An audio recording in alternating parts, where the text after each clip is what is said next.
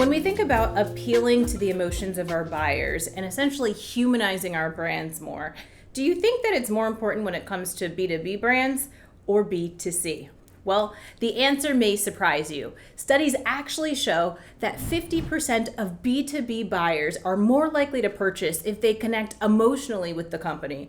And in comparison, when they studied B2C brands, the emotional connection between the brand and the consumer ranged between 10 to 40%, which actually makes sense if you think about it. And if I were to go into a store and buy a shirt and didn't like it, I could most likely easily return it. Or worst case scenario, lesson learned, and figure out where I want to go shopping next time.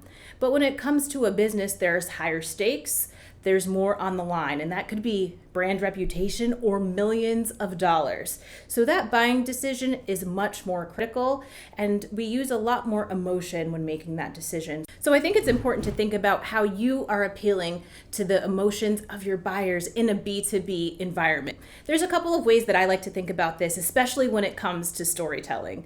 The first way to tell stories and really appeal to those emotions are by featuring your customer stories. And this is really putting them at the heart of it, their impact, the difference that they make in the world, and really showcasing them and also how you're a part of that, but really featuring them so that others can see themselves in those stories. I think a second type of story that is really important to feature is those that feature your staff, your employees, your team members. This is really critical in showing the type of environment that you have, how you value your team, and how that is expressed at all levels of your company. And in addition to being attractive to potential buyers, this is also attractive to attracting and retaining staff members as well.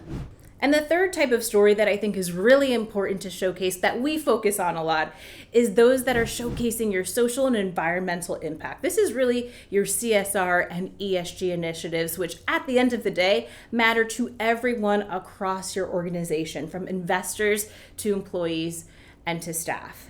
If this has given you some ideas of how you can further humanize your B2B brand and you want to talk a little bit more about that, get the ideas flowing, feel free to reach out to me. My contact information is below. I'd love to chat.